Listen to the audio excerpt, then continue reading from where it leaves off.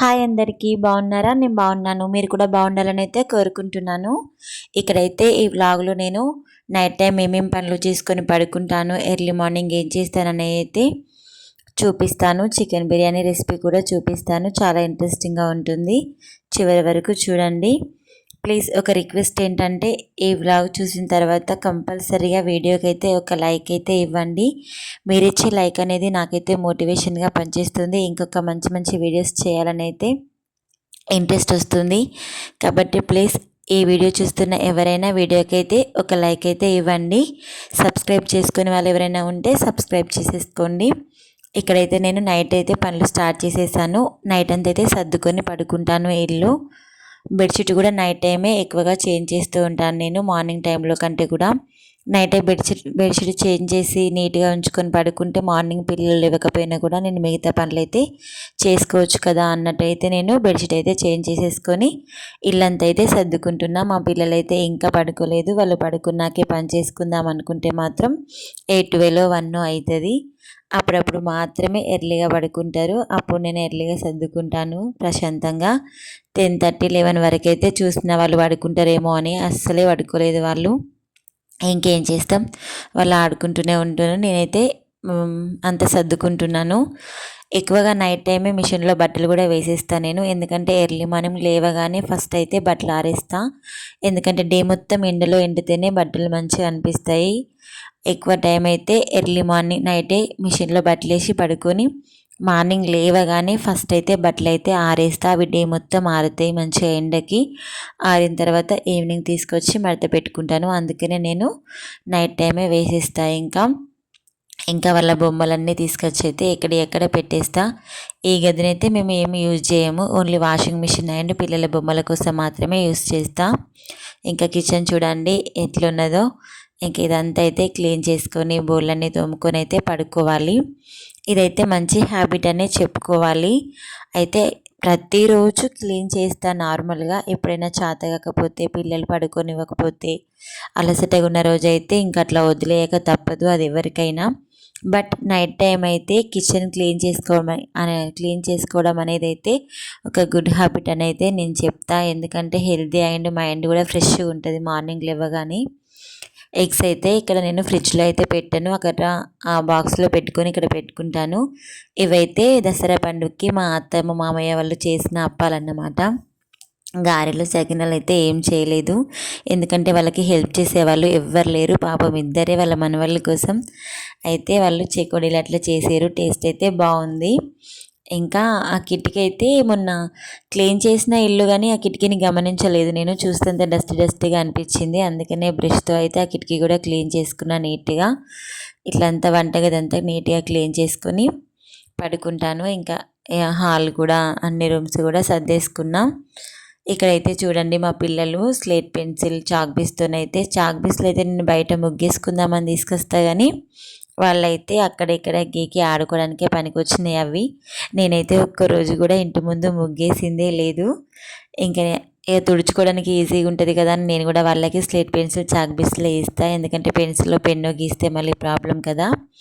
ఇక్కడైతే నేను మార్నింగ్ లేచేసి అయితే బయట కడిగేసిన. నైట్ మిషన్లో వేసిన బట్టలు అయితే ఆల్రెడీ ఆరేసిన నేను. ఇటు సందులో ఉంటుంది మాకు ప్లేస్ మంచిగా బట్టలు ఆరేయడానికి. అటైతే ఈవినింగ్ టైం ఎండ బాగా వస్తుంది. అందుకని పొద్దున ఆరేస్తే ఆల్రెడీ ఆరిన బట్టలకి ఈవినింగ్ కూడా కొంచెం ఎండ తగిలిన తర్వాత అయితే లోపలికి తీసుకొచ్చుకుంటా. ఇక్కడైతే ఇంకా నేను పాలు పెట్టేస్తున్నా స్టవ్ పైన. ఇట్లా నైట్ టైమే కిచెన్ అంతా క్లీన్ చేసుకొని పడుకోవడం వల్ల అయితే ఇది ఒకటైతే మంచిగా అనిపిస్తుంది. కిచెన్లకు రాగానే వెంటనే వంట స్టార్ట్ చేయాలనిపిస్తుంది. ఏం వంట చేయాలన్నా కూడా యాక్టివ్గా చేసుకోవాలనిపిస్తుంది. అందుకనే ఎక్కువ సార్లు అయితే కిచెన్ అయితే నీట్గా ఉంచుకోవడానికి ట్రై చేసుకోండి. మీరు కూడా ఆల్మోస్ట్ అందరు చేసుకుంటారు అవ్వచ్చు. కాకపోతే చెప్తున్నాను, వెదర్ అయితే ఫుల్గా వాన పడేటట్టుంది. అందుకే మీకు చూపిస్తున్నా పొద్దున్నే. ఈ డ్రై ఫ్రూట్స్ అయితే నానబెట్టుకొని ఓన్లీ బాదం మాత్రమే నానబెట్టుకుంటా అప్పుడప్పుడు. ఇంకా అయితే ఇట్లా మిక్స్ చేసుకొని తింటే భలే టేస్ట్గా ఉంటుంది. మీరు కూడా ట్రై చేయండి. జీడిపప్పు డేట్స్ ఇవి రెండు కలిపి తింటే ఒక డిఫరెంట్ టేస్ట్ వస్తుంది, బాగుంటుంది. అవైతే తినేసి అయితే ఇక్కడ నేనైతే టీ పెట్టుకుంటున్నా. ఇంకా అప్పాలు ఉన్నాయంటే టీ పెట్టుకోవడం అయితే కంపల్సరీ కదా.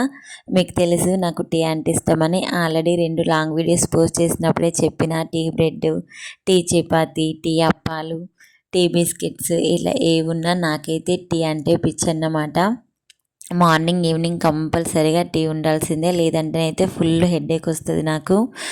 మీకు ఎవరైనా ఇట్లనే ఉన్నారా టీ కంపల్సరీగా తాగేవాళ్ళు?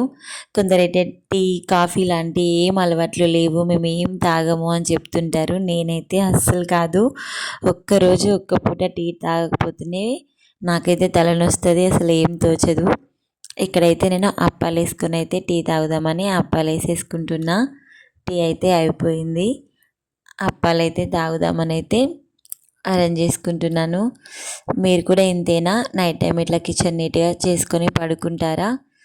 వీడియోకి అయితే ఏదో ఒక కామెంట్ చేయడానికి అయితే ట్రై చేయండి. ఏదైనా గుడ్ ఆర్ బ్యాడ్, ఏదైనా మీకు ఎట్లా అనిపిస్తుంది, ఇంకొంచెం ఏదైనా వీడియోస్ ఇంప్రూవ్ చేయాలా అనేది అయితే కామెంట్ చేయండి. కొత్తగా ఛానల్ స్టార్ట్ చేసిన వాళ్ళకి మీరు ఇచ్చే లైక్ కానీ కామెంట్ కానీ మోటివేషన్గా ఉంటుంది. వాళ్ళు ఇంకా కొంచెం ముందు ముందు వీడియోస్ కూడా మంచిగా చేయడానికి కూడా బాగా హెల్ప్ అవుతుంది. సో వీడియోకి లైక్ ఇచ్చి అయితే ఏదో ఒక కామెంట్ చేయడానికి ట్రై చేయండి. ఇక్కడైతే నేను అప్పాలు వేసుకొని టీ అయితే తాగేసేసాను. ఇంకా పిల్లలకైతే చాకోస్ తినిపిస్తాను నేను. వాళ్ళకైతే చాకోస్ బాగా అలవాటు అయిపోయినాయి. అసలు ఈ చాకోస్ తినిపించడం అనేది మంచిదా కాదా అసలు తెలియట్లేదు నాకు. మీలో ఎవరికైనా తెలిస్తే కామెంట్ చేయండి. అసలు మీరు ఏమి పిల్లలకి చాకోస్ తినిపిస్తారా, అసలు తినిపించచ్చా తినిపించరాదా అని. వీళ్ళైతే కంపల్సరీగా డేలో ఏదో ఒక టైంలో అయితే చాకోస్ అయితే కంపల్సరీగా తింటారు. ఇంకా ఏ టిఫిన్ చేయకపోతే అప్పుడప్పుడైతే మార్నింగే తినిపిస్తాం. శనగగుడాలు ఉడకబెట్టి నైటే నానబెట్టుకున్నా నేను. ఇంకా మా ఆయన డ్యూటీకి వెళ్ళి వచ్చేసరికి అయితే పోపేద్దామని అయితే అవి అట్లా పక్కకు పెట్టేసిన. అందుకనే శనగగుడాల రెసిపీ కూడా షార్ట్ వీడియోలో అయితే అప్లోడ్ చేసేసిన ఆల్రెడీ. చికెన్ బిర్యానీ చేద్దామని అయితే ఇక్కడ నేను ఆనియన్స్ వేపుకుంటున్నా. ఫ్రైడ్ ఆనియన్స్ బాగా ఉంటేనే గ్రేవీ బాగా వస్తుంది మంచిగా. అందుకని కొంచెం ఎక్కువనే వేపుకొని పెట్టుకోవాలి.